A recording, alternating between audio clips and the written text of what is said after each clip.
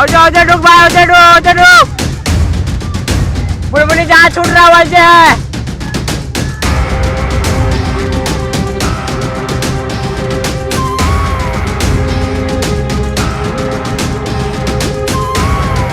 உயிரை பறிக்கும் ரீல்ஸ் மோகம்.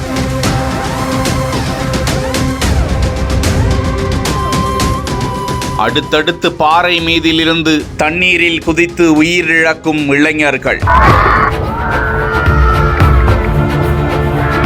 யமனாக வாயை பிளந்திருந்த கல் குவாரி குளம். விழுந்த வேகத்தில் படார் என்று கேட்ட சத்தம். வெளியே வராத இளைஞர். மூழ்கிக் கொண்டிருந்த இளைஞரை மீட்க முடியாமல் கத்தி கதறிய மற்ற இளைஞர்கள்.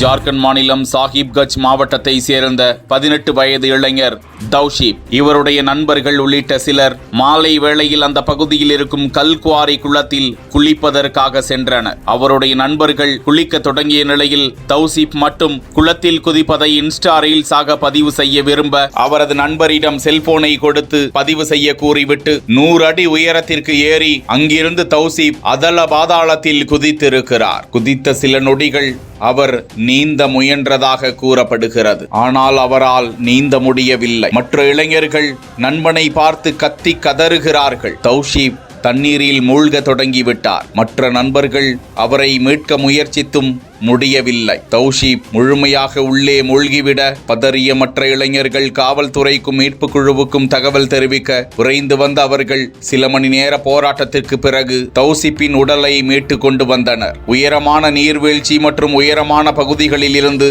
தண்ணீரில் குதிக்கும் போது அதற்கென்று பிரத்யேக பயிற்சி பெற்றிருக்க வேண்டும். குதிக்கும் இடத்தில் ஆழமான தண்ணீர் இருப்பதை உறுதி செய்வதுடன் தண்ணீரில் செங்குத்தாக குதிப்பதை பழகி இருக்க வேண்டும். இல்லாவிட்டால் தரையில் விழுந்தால் எத்தனை பாதிப்பு அவர்களுக்கு வருமோ அத்தனை பாதிப்பை அவர்கள் சந்திக்க நேரிடும் என நீச்சல் வீரர்கள் தகவலை தெரிவிக்கிறார்கள். அண்மையில் கூட மகாராஷ்டிரா மாநிலத்தில் 2 இளைஞர்கள் ரீல்ஸ் மோகத்தால் நீர்வீழ்ச்சிக்கு செல்லும் பாறை மீதிலிருந்து கீழே குதித்து ஒரு இளைஞர் பரிதாபமாக பலியானது குறிப்பிடத்தக்கது.